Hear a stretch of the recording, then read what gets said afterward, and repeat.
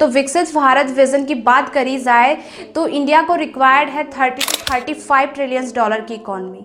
और ये तब पॉसिबल है जब इंडिया अपने रियल वर्ल्ड एजुकेशन सिस्टम पर वर्क करता है, अपनी मैन्युफैक्चरिंग इंडस्ट्री पे वर्क करता है, ज़्यादा से ज़्यादा एम्प्लॉयमेंट जनरेट करता है, देन ये चीज़ें possible. After the world war second Japan और जर्मनी ऑलमोस्ट बर्बाद हो चुके थे, but they are focusing on their manufacturing industry. उनकी गवर्नमेंट ने उनकी इंडस्ट्रीज़ पे ज़्यादा पैसे खर्च करे, उनकी इंडस्ट्रीज़ को एक्सपेंड करा। बात करें अगर साउथ कोरिया की तो 1960 तक साउथ कोरिया भी एक पोरेस्ट कंट्री में कंसिडर करी जाती थी, लेकिन देखा जाए अब तो जापान पॉपुलर है अपनी टेक्नोलॉजी के लिए। वहीं बात करी जाए जर्मनी की तो जर्मनी पॉपुलर है इंजीनियरिंग के लिए। और वहीं बात करी जाए अगर साउथ कोरिया की तो south Korea is popular for the innovation hub. China और भारत दोनों की जर्नी एक साथ ही स्टार्ट हुई थी। आज चाइना पूरे वर्ल्ड में टॉप इकोनॉमी में कंसिडर करी जाती है, but we are just a developing country. आज मैं आपसे एक रियलिटी शेयर करना चाहती हूँ। हम कहते हैं ना कि हमारी कंट्री एक डेवलपिंग कंट्री है, यानी इंडिया एक फास्टेस्ट ग्रोइंग इकोनॉमी है। आज भारत दुनिया की 5वीं बड़ी अर्थव्यवस्था है। But do you know reality क्या है? भले ही भारत देश एक ग्रोइंग इकोनॉमी है, बट इसी कंट्री में 65% यूथ, यानी एक ऐसी कंट्री जैसे ग्रोइंग इकोनॉमी कंसिडर करी जाती है, उसी कंट्री में मेजॉरिटी ऑफ पीपल सोच रहे हैं कि वो एक पुअरर है, मतलब वो एक पुअरेस्ट पर्सन है। They are feeling they have no such type of opportunity कि वो खुद को एक्सप्रेस कर सके। इंडियन गवर्नमेंट ने स्ट्रैटेजी बनाई है और उनका प्लानिंग ये है कि वो 2047 तक इंडिया को एक डेवलप कंट्री बनाना चाहते हैं। बट डू यू नो, अगर इंडिया को 2047 तक एक डेवलप्ड कंट्री बनाना है तो सबसे ज़्यादा ज़रूरत किस चीज़ की है? सबसे ज़्यादा ज़रूरत है कि भारत देश में ज़्यादा से ज़्यादा मैन्युफैक्चरिंग इंडस्ट्रीज स्टेब्लिश हो। एक डेवलपिंग कंट्री को होना क्या चाहिए कि ज़्यादा से ज़्यादा चीज़ों को एक्सपोर्ट करना चाहिए, but we are importing the thing. So बात करें अगर विजन, दैट वाज द विकसित भारत, तो विकसित भारत विजन की बात करी जाए तो इंडिया को रिक्वायर्ड है 30 to 35 ट्रिलियन डॉलर की इकॉनमी। और ये तब पॉसिबल है जब इंडिया अपने रियल वर्ल्ड एजुकेशन सिस्टम पर वर्क करता है, अपनी मैन्युफैक्चरिंग इंडस्ट्री पे वर्क करता है, ज़्यादा से ज़्यादा एम्प्लॉयमेंट जनरेट करता है, देन ये चीज़ें पॉसिबल। तो अगर कोई कंट्री एक डेवलप कंट्री है तो उसके पीछे रीज़न है कि वो कंट्री कुछ ना कुछ मैन्युफैक्चर कर रही है। कहते हैं ना कि अगर आप कोई चीज़ मैन्युफैक्चर कर रहे हो, कोई चीज़ लीड कर रहे हो, then you can control the economy. एक डेवलप कंट्री के पीछे जो सबसे इंपॉर्टेंट चीज़ होती है वो होती है वहाँ की manufacturing industry. To establishing the manufacturing industry we need raw material. Just you have to think कि अगर वो रॉ मटेरियल उसी कंट्री का हो तो वो कंट्री कंसिडर करी जाती है सेल्फ रिलायंट कंट्री, यानी एक ऐसी कंट्री जो किसी चीज़ पे डिपेंड नहीं करती। चाइना और भारत दोनों की जर्नी एक साथ ही स्टार्ट हुई थी। आज चाइना पूरे वर्ल्ड में टॉप इकोनॉमी में कंसिडर करी जाती है, but we are just a developing country. You know what, हम कितने भी प्लान बना ले, इंडिया अगर विकसित भारत का प्लान बनाया then we need to be work on that. We need to establish the manufacturing industry, we need to implement our education system, we need to work on health care। Japan जैसी countries, Japan की सबसे बड़ी बात तो ये है ना कि जापान में पॉपुलेशन कम है। India have lots of population, even सिर्फ 65% पीपल आर यूथ। वहीं बात करी जाए अगर जापान जैसी कंट्रीज़ की तो जापान की सबसे इम्पॉर्टेंट चीज़ है कि वहाँ पे पॉपुलेशन कम है, और जिस कंट्री में पॉपुलेशन कम है उसके साथ साथ वहाँ की फाइनेंशियल स्टेबिलिटी अच्छी है।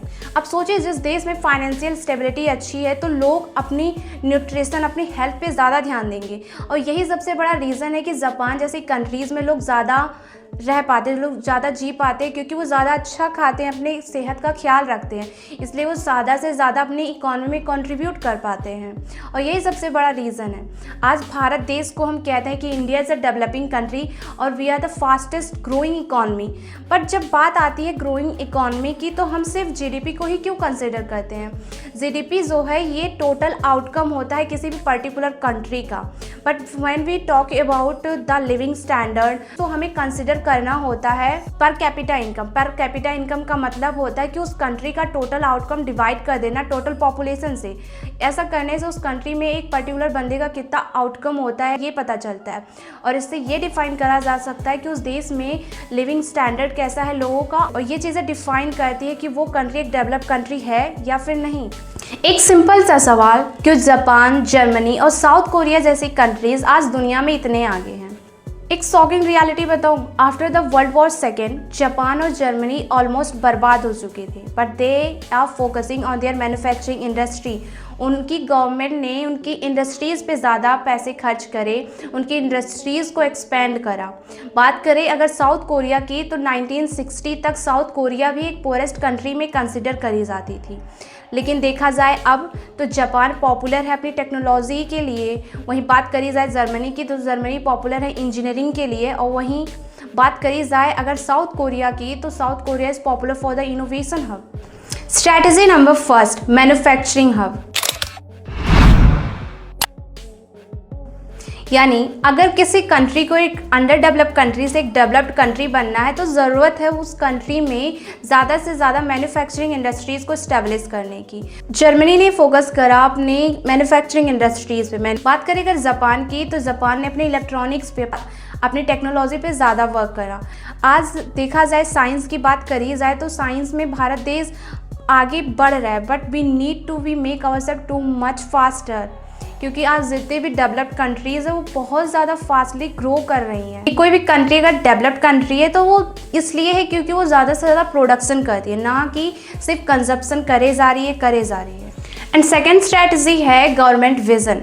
साउथ कोरिया जैसी कंट्रीज़ ने, और साउथ कोरिया कंट्री की गवर्नमेंट ने फोकस करा मैन्युफैक्चरिंग इंडस्ट्रीज़ पर कंपनीज़ को ग्रो करने के लिए। सही बात है ना। अगर बात करें इंडियन पॉलिटिक्स की, तो इंडियन पॉलिटिक्स में लोग ज़्यादा बिजी इसी में रहते हैं कि वो कैसे पॉलिटिक्स को रन कर सके on the basis of caste and religion. We are not focusing on manufacturing industry. हम इस चीज़ पे फोकस नहीं करते कि इंडिया की सबसे पहले रिक्वायरमेंट क्या है। इंडिया एक डेमोक्रेटिक कंट्री है और इस कंट्री में हर एक पर्सन के पास राइट है कि अगर उसको कुछ कहना है अगेंस्ट द गवर्नमेंट तो वो जाके कह सकते हैं। सच बताऊँ तो इंडिया उसी दिन से एक डेवलप्ड कंट्री होना स्टार्ट हो जाएगा जिस दिन इंडिया में ये मैनिपुलेटेड पॉलिटिकल सिस्टम ख़त्म हो जाएगा। हमारी पॉलिटिक्स सिर्फ चलती है रिलीजियस और कास्ट के नाम पे। लोग एक दूसरे को इसीलिए बांट देते हैं क्योंकि उन्हें वोट चाहिए होता है। लोग वोटिंग सिस्टम के नाम पे रिलीजियस कास्ट को बांट कर उनमें लड़ाइयाँ करवाते हैं, लेकिन हम कभी अपनी बेसिक रिक्वायरमेंट के लिए आवाज़ नहीं उठाते कि हमारी सबसे पहली रिक्वायरमेंट होनी चाहिए कि इंडिया में भी मैन्युफैक्चरिंग हब बने, इंडिया में भी नए नए स्टार्टअप हो, इंडिया में भी कंपनीज स्टैब्लिश हों। ऐसा नहीं है कि इंडिया में कंपनीज नहीं है, इंडिया में मैन्युफैक्चरिंग इंडस्ट्री स्टैब्लिश नहीं है, बट वो बहुत कम है। We need more companies to expand our economy. आज इंडिया को ज़रूरत है सबसे ज़्यादा एक एजुकेटेड पॉलिटिशियंस की, ऐसे पॉलिटिशियंस जो सिर्फ कंट्री को वोटिंग सिस्टम के लिए रन ना करें बल्कि उस कंट्री के वेलफेयर के लिए काम करें। उस कंट्री के लिए ऐसे स्कीम्स, ऐसे प्लान बनाए जाए जो शायद उस कंट्री को सिर्फ एक ग्रोइंग इकॉनमी ही ना बनाए बल्कि उस कंट्री में प्रॉस्पेरिटी लाएं, सबका लिविंग स्टैंडर्ड चेंज करें। जितनी भी डेवलप कंट्रीज़ होती हैं वहाँ की उस कंट्री की गवर्नमेंट सिर्फ शॉर्ट टर्म विज़न पे वर्क नहीं करती जो कि सिर्फ इलेक्शन के समय पर होता है, बल्कि ऐसी कंट्रीज़ वर्क करती हैं अपनी लॉन्ग टर्म विज़न पे। भले वो लॉन्ग टर्म विज़न ज़्यादा टाइम लेता है बट वो शायद ऐसा इम्पैक्ट क्रिएट कर सकता है जो कि एक शॉर्ट टर्म विज़न नहीं कर सकता। एंड थर्ड स्ट्रेटजी है respect for the time and authority.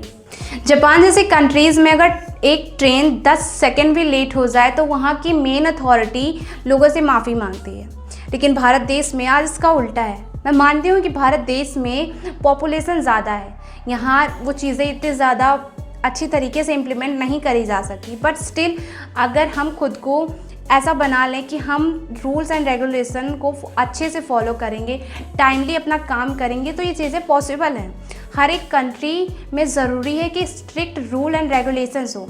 आज भारत देश में नीट जैसे पेपर पिछले साल भी लीक हुए थे और इस साल भी लीक हो गया। क्यों? क्योंकि भारत देश जैसी भारत गवर्नमेंट कभी काम ही नहीं करती कि वो स्ट्रिक्ट रूल रेगुलेशंस लाए। अगर भारत देश में स्ट्रिक्ट रूल रेगुलेशन होगा तो जितने भी करप्टेड पर्सन्स हैं वो कभी ऐसी गलती करेंगे ही नहीं। उन्हें पता होगा कि ऐसा करने से उन्हें बहुत बड़ी सज़ा मिलेगी, तो शायद वो ऐसा काम कभी नहीं करेंगे। फोर्थ स्ट्रैटेजी है एजुकेशन। जापान और साउथ कोरिया जैसे कंट्री अपने बच्चों को बचपन से ही प्रॉब्लम सॉल्विंग और डिसिप्लिन सिखाती है। वहीं बात करी जाए अगर जर्मनी की, तो जर्मनी का एजुकेशन सिस्टम पूरे वर्ल्ड में पॉपुलर है। वो लोग यूज़ करते हैं dual education system. Dual education system में सिर्फ आपको रूट लर्निंग यानी सिर्फ किताबी पढ़ाई ही नहीं पढ़ाई जाती, बल्कि आपको पढ़ाई के साथ साथ इंडस्ट्रियल रेडी भी बनाया जाता है, यानी आपको रियल वर्ल्ड प्रॉब्लम सॉल्विंग सिखाई जाती है, वो भी स्कूल और कॉलेजेस लेवल पे। और इंडिया में इसका जस्ट अपोजिट है। आप इंडिया में अगर पढ़ रहे हो तो आप स्कूल में पढ़ रहे हो, कॉलेजेस क्रॉस कर रहे हो, उसके बाद फीस पे करनी पड़ेगी ताकि आप कोई स्किल एक्वायर्ड कर सको।